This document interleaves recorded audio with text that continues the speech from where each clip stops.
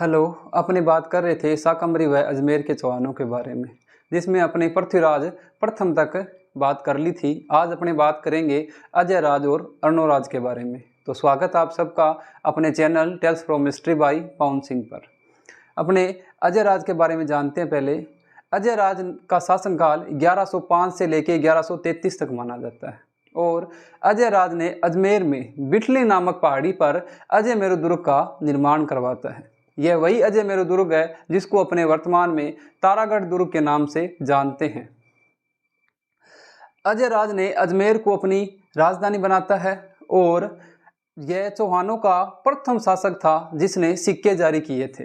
पर अपनी पत्नी सोमल देवी या सोमलेखा वह अपना नाम उत्कीर्ण करवाता है और ये चांदी व तांबे के सिक्के होते हैं। किसके सिक्के होते हैं? चांदी व तांबे के सिक्के होते हैं। और अपनी पत्नी सोमल देवी व सोमलेखा का नाम उत्कीर्ण करवाता है सिक्कों पर। फिर अजय राज गजनी के शासकों को हराता है और अपने अंतिम समय में अपना शासन अपने पुत्र अर्णोराज को सौंपकर खुद पुष्कर की पहाड़ियों में जाकर तपस्या करता है। अब अपने बात करते हैं अर्णोराज के बारे में। अर्णोराज का शासनकाल 1133 से लेकर 1155 तक माना जाता है। अर्णोराज के समय अजमेर में तुर्कों का आक्रमण होता है और अर्णोराज तुर्कों का कत्लेआम करता है और खून से रंगी हुई धरती को साफ करने के लिए चंद्रा नामक नदी का पानी रोककर अन्ना सागर झील का निर्माण करवाता है। अन्ना सागर झील का निर्माण बिजोलिया शिलालेख के अनुसार 1133 से 1137 के मध्य माना जाता है। वह पृथ्वीराज रासो के अनुसार 1135 से 1137 के मध्य माना जाता है।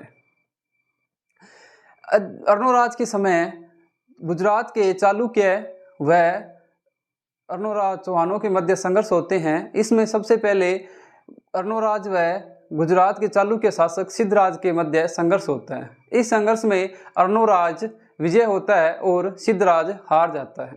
हार के दौरान सिद्धराज एक संधि करता है और संधि में अपनी पुत्री कंचना देवी का विवाह अर्णोराज से कर देता है।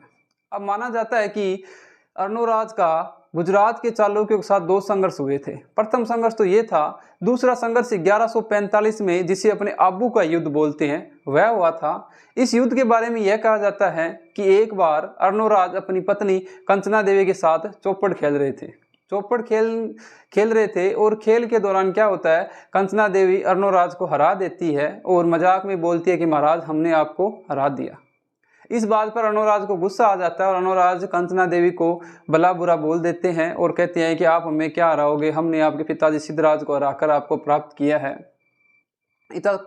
इतना कुछ बोलती हैं कि कंचना देवी गुस्सा हो जाती है और जब तक अर्णोराज कंचना देवी को सॉरी बोले उससे पहले कंचना देवी चली जाती है अपने भाई कुमारपाल के पास और कुमारपाल को कहती है कि मेरे को ये बातें बोली, सारी कहानी बताती है। तब कुमारपाल 1145 में अर्णोराज पर आक्रमण करता है, जिसे अपने आबू का युद्ध बोलते हैं। इस युद्ध में कुमारपाल अर्णोराज को हरा देता है और अपने पिताजी के हार का बदला लेने के लिए कुमारपाल भी एक संधि करता है और संधि के अंदर अर्णोराज की पुत्री जलहन का विवाह अपने साथ करवाता है और अपने पिता की हार का बदला लेते हैं। यह जलहन देवी कंचना देवी की पुत्री नहीं है, ये जलन देवी अर्णोराज की दूसरी पत्नी है, उसकी यह पुत्री है जलन, जिसके साथ विवाह होता है कुमारपाल का।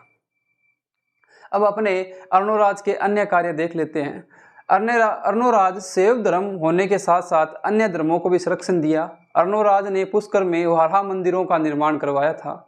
अर्णोराज ने जैनों को भूमि दान में दी थी।